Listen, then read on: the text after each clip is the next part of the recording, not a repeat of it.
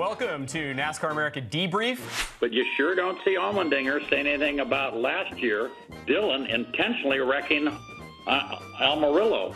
The Will to Grow, Paperman, Shrek's Junior 78 fan, Snoopy Daddy. I don't know what it means. Good account name. Who's going to be the first team to have the win taken away for cheating? Who? Kevin Harvick. You know why they run up front? Because they got the most money and the best R&D. That's why they run up front. That's what LA is all about. Car crashes, car chases, and beating and banging. Welcome to NASCAR America Debrief. I'm your host, Nate Ryan, here with Dale Jarrett, Marty Snyder, Ray Evernham. We just talked NASCAR Hall of Fame 2020 nominees on NASCAR America. Certainly want to talk about that. Anything else you got? Fontana this weekend. We're going to take your calls and go to the YouTube comment section and get your comments and questions there. But we're going to start with a call from Dennis in Danville, Illinois. Dennis, you're on the program.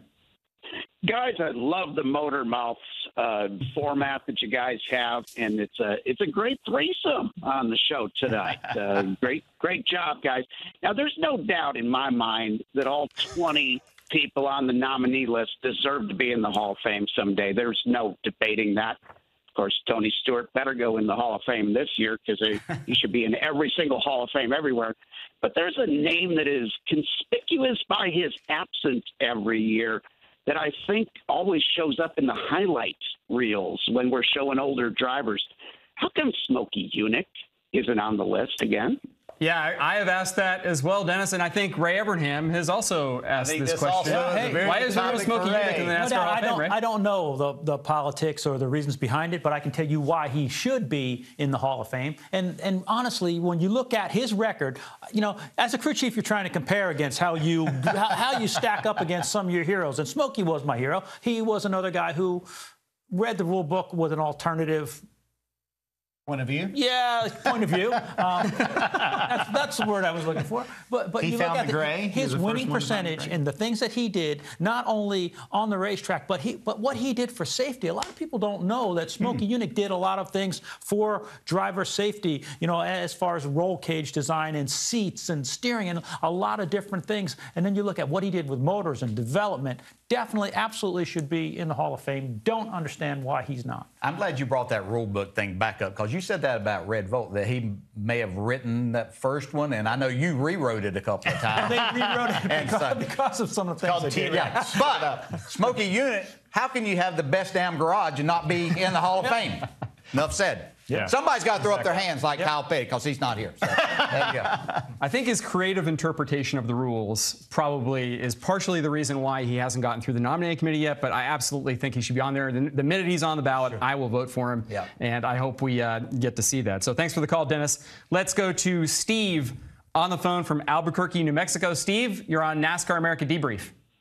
Hey, greetings from the land of enchantment. Greetings. And the home of the Unser Museum. Hey, I really like all of the nominees, and I appreciate your show for highlighting those. I'm a little biased. The guy I'd really like to see in it is a guy that I worked for in the 60s by the name of Dan Gurney. And I realize his participation in NASCAR wasn't a whole lot compared to everybody else, but those who ran against him at Riverside might have a little different thing about that. Yeah, I'd say his winning percentage was pretty good, Steve. I think you have some thoughts on this. I love this part of the show. Where are these guys? You know, you're talking about Smokey Yunick and Dan Gurney, two of my heroes. Absolutely, you know, and even though Dan is known open wheel and Formula One, he did so much with stock cars and worked with Ford Motor Company and then later on with Chrysler, but did so much to develop the road racing and brought that level up every time that they went out there. The guys got better and better and better, and a lot of that was because of Dan Gurney. So I agree 100%. I love the first two callers again. Yeah, I do too. And, you know, Gurney, I think, he maybe started 7 Riverside races, and he won 5 of them in Cup, and that was against the best drivers in the world. So when you talk about, and he still has a company today that is contributing to SpaceX and what they're doing. Just his innovation, even as he got up in older years, is amazing how that brain worked. Yeah, great suggestion, Steve. We appreciate that. Let's go to YouTube comments for a question. Here's a good one. If Tony Stewart isn't unanimously voted in the NASCAR Hall of Fame, you guys just talked on Motor Mouths, there's never been a unanimous selection to the NASCAR Hall of Fame. is there anyone else out there coming down the pipeline, perhaps who's still driving, who should have a shot at being a unanimous selection of the NASCAR Hall of Fame? And his initials are? Yeah, JJ, yeah. But I don't understand why Jeff Gordon was not. No. And B, I think Tony Stewart should be. Yes. When you look at it, I mean, you've got to be. If somebody does, and I agree with Dale, if you look at that and have a reason why he should not be a first-time Hall of Famer, you don't know the sport. Unanimous ballot. I mean, Yeah, should happen. Yeah, and Jimmy will be that. Yeah, but Right. Smoke should be with this one. Certainly should be. I don't understand. Yeah, I know there's a lot of politics and things, and people sometimes get in there by what I've been told and say that, well, he's going to certainly get in, so I'm going to put my vote towards someone else. And I don't think you should think in that. You should put your votes to who are the most deserving people on that ballot right then, and certainly Tony would be that. I'll put it back on you. You understand how the room works, so explain to us why that would happen. Yeah, well, I was going to make that point here with what DJ just said. I mean, from being in that room for, I guess this is the 11th class, so 10 times I've been in that room. The discussion usually goes 3 or 4 hours. And as DJ said, sometimes you'll hear people say, well, he's going to get in eventually. I want to use my vote, as some other statement or something like that, which I can respect, but I also think like you have to consider the person just solely on their merits. And I feel like this has almost become a self-perpetuating thing where, okay, Dale Earnhardt wasn't unanimous, Jeff Gordon wasn't unanimous, Richard Petty wasn't unanimous. Jimmy Johnson should be unanimous, but if all those other guys weren't, how do you make him unanimous now? I think is the question. Great point. So tough debate to have. We'll go back to the phones here. NASCAR America Debrief. Henrietta, welcome to the program. Hello. Thank you for taking my call. I just was wondering why all these other ones are not in, and my vote goes to Tony Stewart and stuff. And I wonder why the fans don't get to vote. Oh. Actually, Henrietta, the fans do get a vote. There's a NASCAR.com poll, and I think they choose from all the nominees, and the person who gets the most votes does get a vote. So I don't know if you guys vote in that poll or not. I have not. But Henrietta can. Yes, she can she now should go participate in NASCAR.com. No, you're looking at me. I didn't actually vote for myself. I thought about it, but I didn't. How can I vote for myself? Over and over and over again. Click, click. I voted for you, Ray. Every time. Okay, let's go back to YouTube comments. Joey Rollins on YouTube wants to know, do you think it is funny that people are crying over Kyle Busch racing in all 3 series? Do we think that is funny? Do we find that amusing? I don't know if it's amusing necessarily, but I mean, I think, listen, I am of the mindset with a son who drives in the truck series. Kyle Busch should be in many of these feeder series races as he wants to be. I think it makes him better. I mean, I don't mind at all if Kyle Busch is in a truck race with my son. I think it's great. Makes him better. When Kyle Busch, when my son passed Kyle Busch for the lead at Las Vegas last year, I mean, you remember that. He passed Kyle Busch for the lead. When he passes other people, he passed Johnny Sauter for the lead at Martinsville last year. I didn't go, hey, he passed Johnny Sauter for the lead. I mean, point is, if you race against Kyle Busch, there's something to be said for that. And I think he should be able to race and I know, listen, our team owner, Duke Thorson, he feels the same way. He wishes Kyle Busch was in every truck race because it makes everybody better. Yep. And I know you feel the same way because you raced against guys like that's how you learn and get better, is racing against people that are better than you, maybe more experienced. You can't take anything away from what Kyle Busch has accomplished here simply because he broke no rules in doing that. Right. It was open for him to do. Now they have cut him back, but it's simply amazing what he's been able to accomplish as a driver through all of these series and the number of wins that he has, and the winning percentage is just incredible. Dave Alpern, the president of Joe Gibbs Racing, brought up a great point to me yesterday. He said that those are 2 records, Richard Petty and whenever Kyle Busch does get the 200, that will never be broken. Because Richard's 200 wins record is never going to be broken because there's not enough races in today's day and age. And Kyle's record will never be broken because of the new rules for drivers that they only can participate in so many, Xfinity races and so many truck races. So we're witnessing history. So let's just all enjoy it. All right. Let's go back to the phone. Raymond from South Carolina. Raymond, welcome to NASCAR America Debrief. Hey, guys, thanks. Appreciate you taking my call. I wanted to say in the new nominees, I'd have to go with Tony. I think he's a slam, like you said. I think Bobby Labonte should be another one. You got to consider that Bobby not only was won in both divisions, as you've said, he'll survive it as a car owner when Tony drove the 44 shell car. So I think that should put him in by itself. All right, how do we feel about Bobby Labonte? Yeah, that's when we started talking about this morning, that's the one that stood out to me. And I think I usually make a push for somebody. Last year, it was Robert Yates a couple years ago, so wanted to get in. But Bobby Labonte is that driver that's on that list now. Certainly Tony Stewart is there, and he's going to get in, and well, he should. But Bobby Labonte is that person, I think, that is well deserving of that. He's done everything that you could ask of a driver, has all the credentials. Yeah, and we talked about how it's easy to pick the first 2 or 3, and then as we get closer to the last one, and somebody had a tie kind of for the last day. Well, my tie was actually Larry Phillips and Bobby Labonte. Really tough choice because both so well deserving. But Bobby Labonte, absolutely. Let me throw him back at you, Ray, real quick, because you came in between Rick Hendrick and then Jeff Gordon. Hendrick in 17, you in 18, Jeff Gordon this year in 19. Would it have been better to have all 3 of you in the same class, like Gibbs has a possibility this year? It could be Gibbs, Labonte, Stewart, all in the same year? Probably not, because I'm going to tell you, we got to have some tremendous parties 3 years in a row. So, we spread it out over 3 years. So, it's all parties and dinners and things like that. So, I don't know. It's such a huge honor just to be part of it.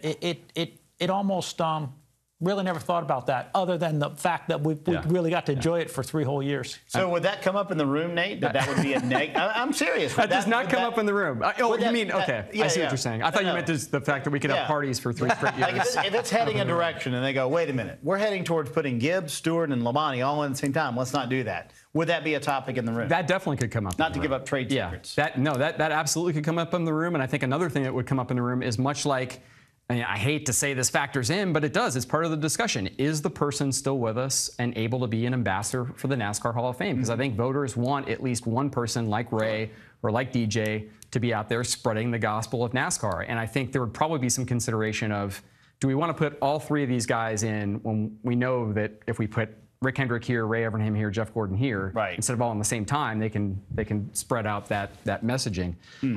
So it's a really interesting point, and we'll see where it goes. Question from YouTube we'll start with you, DJ. So this year, 4 races, 4 winners. Who do you think will be the first driver to win multiple races this season? That's a great question. I have to go with Kyle Busch. That's going to be the first one. I think that this kind of lines up that he will probably make that happen, but I don't think that it happens this weekend. I'm looking at the other Kyle to be the 5th driver, and Kyle Larson, I think, is the person to beat this weekend in Fontana. But I believe Kyle Busch has shown me that with all the different type tracks, he's been in the mix at every single one of them. He'll be the one. Ray, do you have any thought on that?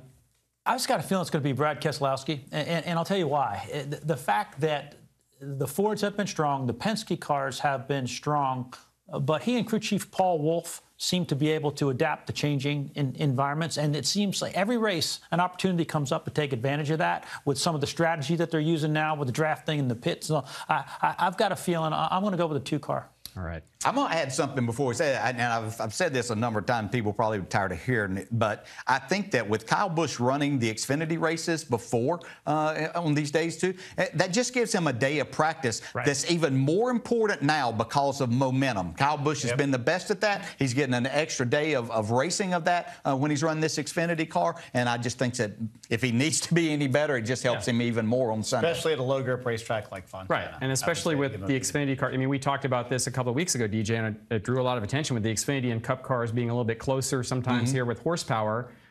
For a Jimmy Johnson who hasn't run a lot of Xfinity races, it could be an opportunity just for more seat time, right? More laps. Yeah, there's nothing wrong with going and trying to make that happen, just to get yourself accustomed to something that's different than what you've been doing. Yeah. Let's go back to the phone lines here, NASCAR America Debrief, to Bill in Martinsville, Virginia. Bill, welcome to NASCAR America Debrief. Good evening. Appreciate your time. Thanks for being here. Ray, I met you at the little Oak Level track about 10 miles from Martinsville Speedway when you had your sprint car there.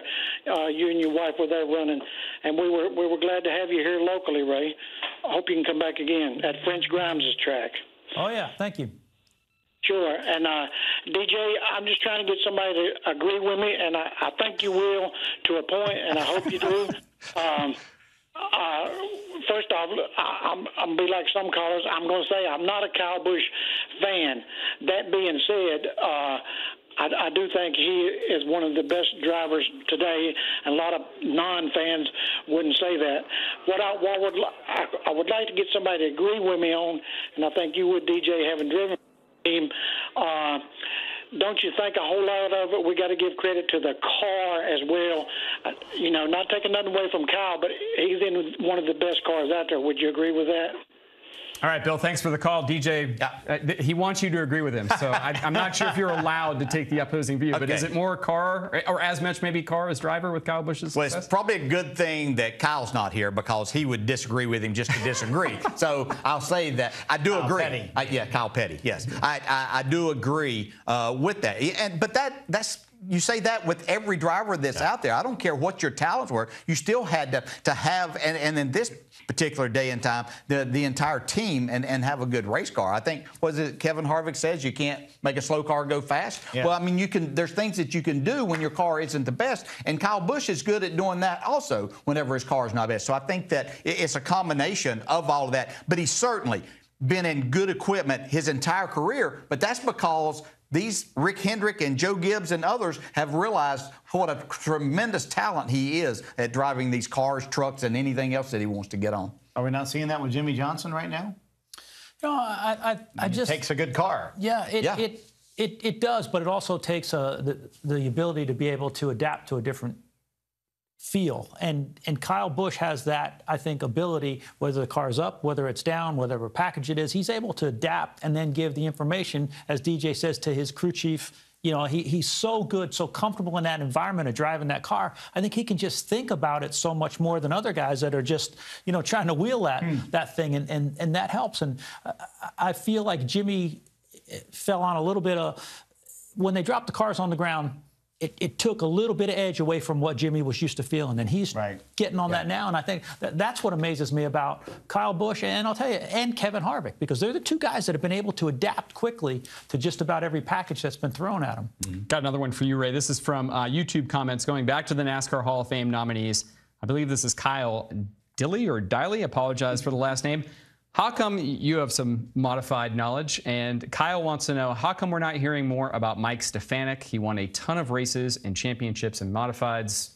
Thoughts on that? We did. One of the greatest drivers that, we have in NASCAR. This guy's recognized Mike Stefanik, and I think it's amazing and great that they're being recognized. Mike Stefanik is an incredible racer, and again, his time will come. He's a great racer, a great car builder, but unfortunately, when you look at the Hall of Fame and you look at NASCAR, most of the people look at the top series. And it takes a little while before the guys that are, even though they're great in those lower series, and that is very important to NASCAR, it still takes a little while for them to get as much recognition as somebody that is at the top level. He's on your list, DJ, and so is Red Farmer. So that's two cases of guys who didn't necessarily race, obviously, at the Cup level who should be in, you feel? Absolutely. I think there's way more to this Hall of Fame than just that. So I'm going to leave it to you because you're going to be in the room to go in there and make this case for us. No pressure. But there are a lot of great race drivers out there, as Ray pointed out, that didn't maybe get their recognition by racing on Saturday and Sunday on live national TV, but they still did their job at what they were doing and were champions at it. Okay,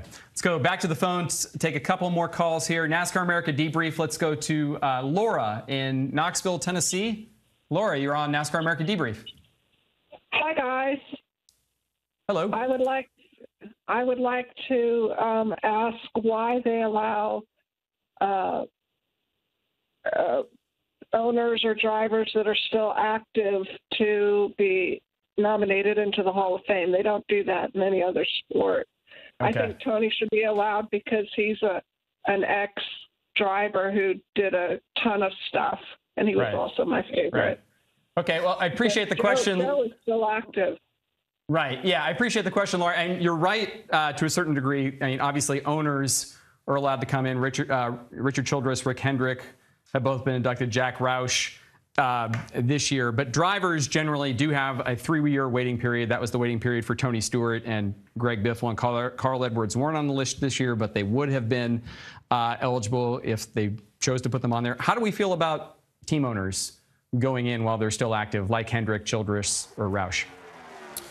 Oh, y'all looking at me. I think it's a little bit of a different situation than a driver, because the team owner and each of those guys, I think, is 20+ years in the sport. Right. There's I think that, I don't know if that's a rule but they've got 20+ years in the sport, and the drivers again cycle out. And when you look at the guys that have made a biggest impact at what our sport is right now, some of those guys are active car owners. You got guys like Richard Childress and Rick Hendrick and Joe Gibbs, Roger Penske, Jack Roush. Those guys have made a huge impact on the sport, no matter how long they've been in it. So I think that with a car owner, because he's not actually the athlete, I'm okay with them being involved if they've made a huge impact on the sport over a period of time, like all of those men have. You have to allow them, right, DJ? Because you don't want them to have to pass away to be able to make the Hall of Fame. No, that's right. Yeah. I mean, they're going to be owners forever. Yeah, so, in theory. Yeah, be able to enjoy it, because obviously the age that owners, that these guys, they can go on forever and ever here. Till like I say, let's let them enjoy that and have that opportunity. If they put 20 years in this and put that time and effort and money into making this happen and move the needle in the sport, which all of these, a number of these owners have done, those that you brought up there, they're deserving of that, in my opinion. Okay, we'll go back to YouTube. One more comment here. A lot of talk with the Gen 7 that is scheduled for 2021, that we could have some new manufacturers. Derek Smith on YouTube wants to know, will there be more manufacturers in the future? And if so, which ones will we see manufacturer-wise? Any ones you guys would like to throw out there? You brought one in the sport. Yeah, Ray Abraham brought Dodge into NASCAR in 2001. I think that going to the Gen 7 car, if it makes it so that a manufacturer doesn't have to spend $1 gazillion in research and development, and a lot of that work, a lot of the cars are homologated, and engine homologated, makes it easier.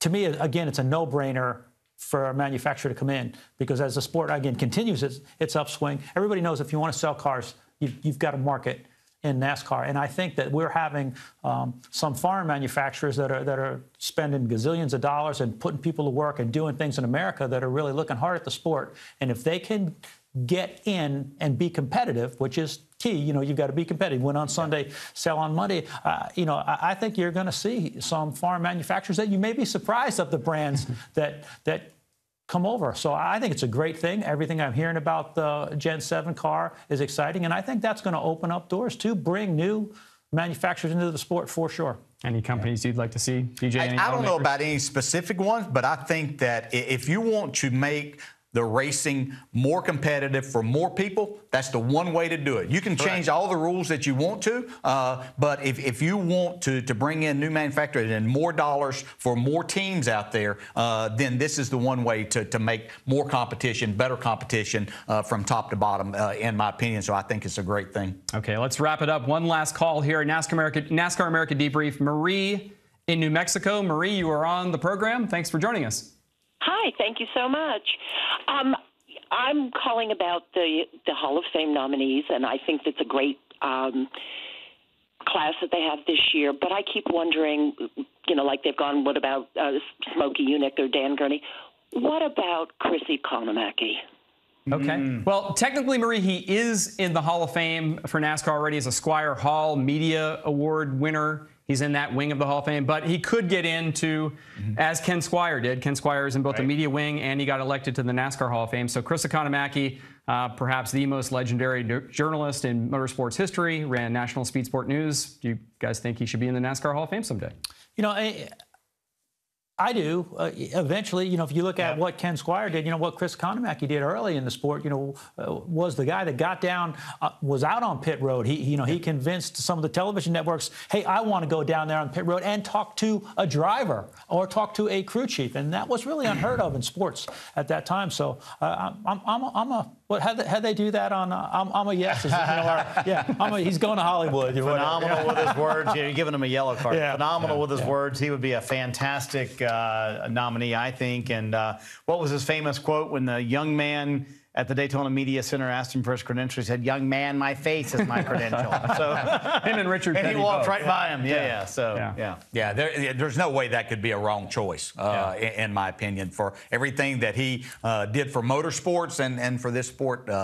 Would certainly be worthy of that. Okay, well, thanks again, everybody, for all the great phone calls, all the great comments on YouTube. If we didn't get you, keep trying. We'll get to you next week. And thank you for watching NASCAR America Debrief. NASCAR America back tomorrow, 5 p.m. Eastern, NBCSN.